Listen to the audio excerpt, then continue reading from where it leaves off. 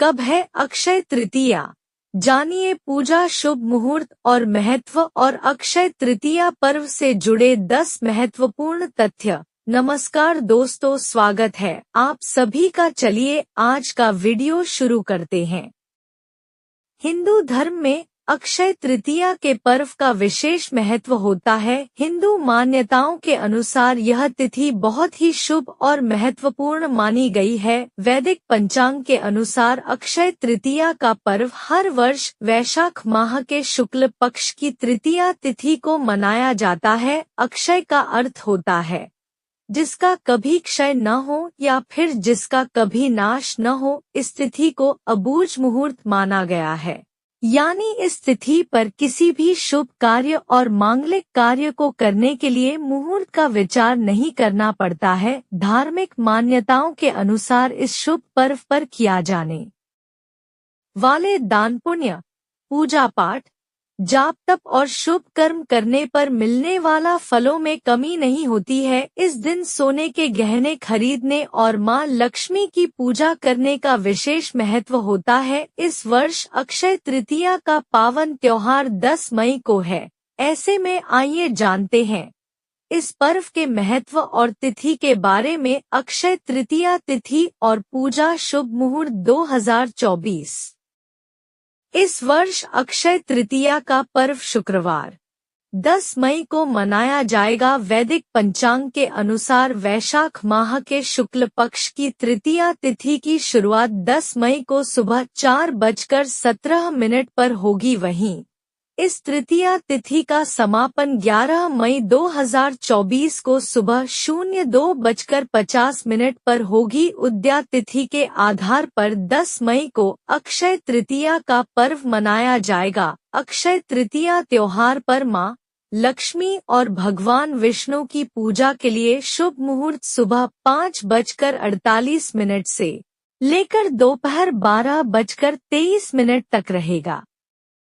अक्षय तृतीया का महत्व। अक्षय तृतीया के पर्व को आखा तीज के नाम से भी जाना है। इस दिन को परशुराम जयंती के रूप में भी मनाई जाती है। यह पर्व हिंदू और जैन दोनों ही धर्म के भक्तों के लिए विशेष होता है। धार्मिक मान्यताओं के अनुसार अक्षय तृतीया तिथि पर ही त्रेता और सतयुग का आरंभ भी हुआ था, इसलिए इसे कृत्युगादि तृतीया भी कहते हैं।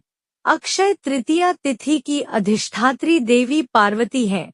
इस पर्व पर स्नान, दान, जप, यज्ञ, स्वाध्याय और तर्पण आदि जो भी कर्म किए जाते हैं वे सब अक्षय हो जाते हैं। यह तिथि संपूर्ण पापों का नाश करने वाली और सभी सुखों को प्रदान करने वाली मानी गई है। शुभ कार्यों को संपन्न करने के लिए अक्षय तृतीया की तिथि बहुत ही खास मानी गई है। इस दिन नई योजना को शुरू करने, नए व्यवसाय, नौकरी, नए घर में प्रवेश करने और शुभ खरीदारी के लिए बहुत ही शुभ माना गया है। स्वयं सिद्ध अबूझ मुहूर्त है अक्षय तृतीया। शास्त्रों में अक्षय तृतीया तिथि को स्वयं सिद्ध अबूझ मुहूर्त माना गया है, यानी इस तिथि पर बिना मुहूर्त का विचार किए सभी प्रकार के शुभ कार्य संपन्न किया जा सकता है। इस दिन कोई भी शुभ मांगलिक कार्य जैसे विवाह, गृह प्रवेश, सोने चांदी के आभूषण, घर, भूखंड या वाहन आदि की खरीदारी से संबंधित कार्य किए जा सकते हैं। ऐसी मान्यता है कि इस अबूझ मुहूर्त की तिथि पर व्यापार आरंभ, गृह प्रवेश, वैवाहिक कार्य, सकाम अनुष्ठान, दान पुण्य, पूजा पाठ अक्षय रहता है, अर्थात वह कभी नष्ट नहीं होता।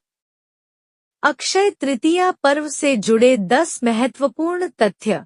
एक अक्षय तृतीया तिथि पर भगवान विष्णु के छठे अवतार भगवान श्री परशुराम जी की जयंती भी मनाई जाती है। भगवान परशुराम को चिरंजीवी माना गया है, इस कारण से इस चिरंजीवी तिथि भी कहा जाता है।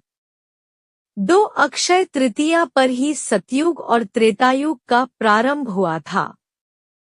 3 भगवान विष्णु के अवतार नरनारायण और हयग्रीव का अवतरण अक्षय तृतीया तिथि पर ही हुआ था।